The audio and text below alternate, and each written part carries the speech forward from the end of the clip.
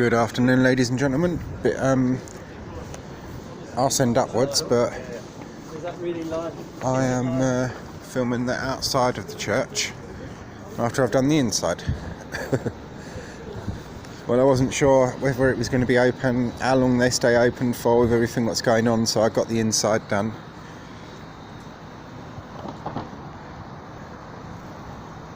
Short gatehouse and war memorial.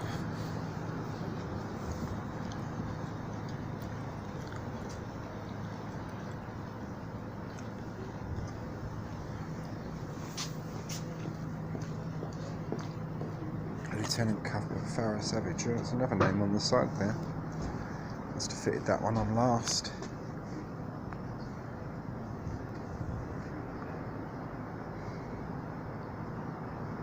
We fell in the Great War, which is World War One. At the time, and for some years after the First World War, it wasn't called the First World War, it was called the Great War because no Second World War had happened. So when the Second World War came along, and after that then you started hearing it being called the First World War, the Second World War. I'm going to show you the outside of St Bartholomew's the Great. We done the inside today, and I even had enough time to pick quite a few pictures. Normally it's live and then go back for pictures afterwards, but no, it was okay today. Yeah, this is the courtyard. It's quite a nice building. Well, stunning building, and it is London's oldest surviving parish church. The oldest religious foundation in London is Barking All Hallows by the Tower, but that basically just means that there's been a church on that site since the 600s, but the actual building itself is nowhere near that old. This is the oldest church in London, or it boasts to be. Whether that's true or not, I don't know, but I can't rightfully say. We are in churchyard. There are some graves. There's obviously a restaurant there now. It opens up there, some gravestones. Like most London churches, as I've said before, they stack the gravestones up against the wall to make it easier to maintain the church, and so people don't get hurt. Pardon me, sorry. I've just drunk coffee and drank it too quick and too hot. And now I have Vint from Vinthole.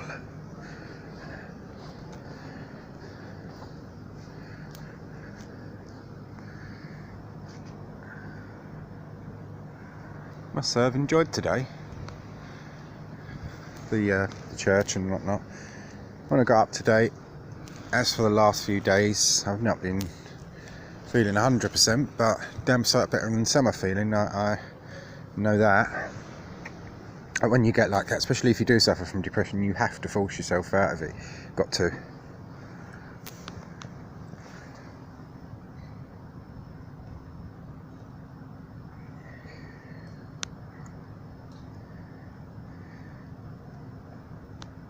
Texas Baccata English U, planted by the Reverend Dr.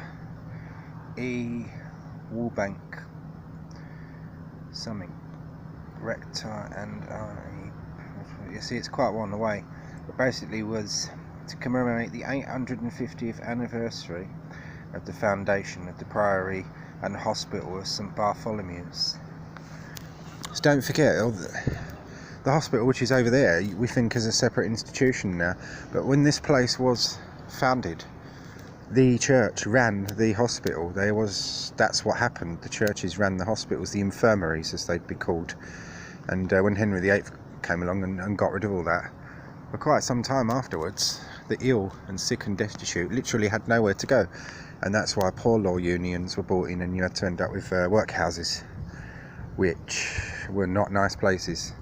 The church back then and now maybe it's always been a little bit corrupt, like money wise and whatnot. I'm talking about. I mean, there's been abuse in the church for years. You're never going to, wherever there's humans, you'll get abuse. It's not just the church, but yeah, But I must say, although they did line their own pockets a little, they made damn sure that the other people that couldn't look after themselves were looked after. So whether that's hypocrisy or what, I don't know, and I don't care, but as long as people got looked after. And then when Henry VIII came along, and mostly Thomas Cromwell said to the king, well, Your Majesty, you can make a tidy killing by removing all the nunneries and monasteries and abbeys and taking all their wealth away from them. And he quite liked the idea of that, so they come up with a lot of, some of the places were corrupt, but some of the things that the charges that were brought up were totally trumped up, just to get rid of these places.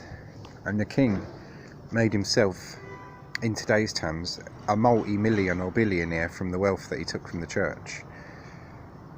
I mean, because church is very wealthy, plus in those days it had treasure and relics and things like that, which are worth an awful lot of money, as well as the buildings. I mean, once the abbeys and stuff were gone, if the building wasn't to remain or be converted, because some people bought religious buildings and converted them into homes. That's how the Charter House came about. It was turned into a home, like for a private residence. And either that had happened, or the building would be pulled down and literally sold stone by stone. That's what happened to the Great Abbey at Barking. It was one of the richest and largest abbeys in the country. And when it was pulled down, all the riches were taken out of it and disposed of instantly, or whatever. And then the building itself became a quarry where you could roll up in a cart and buy enough stones to build a house or whatever you wanted.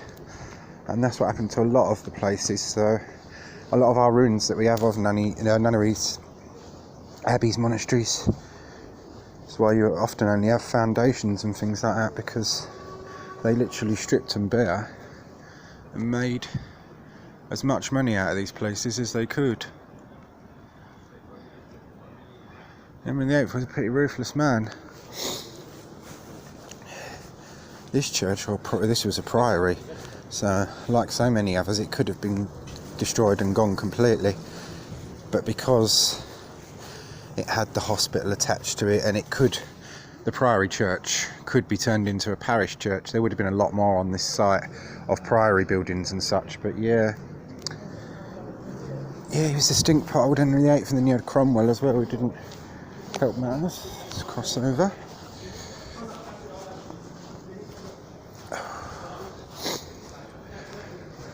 Bartholomew Passage. And ironically, we are at the back of the church. No, I'm not gonna, no, I shall behave myself. Founders Hall. One cloth fair. I did show this before.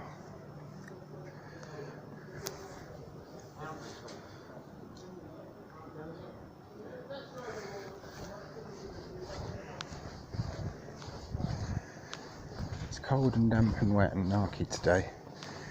It was dry when I left, so but I'm not done too badly, I must admit. There we are.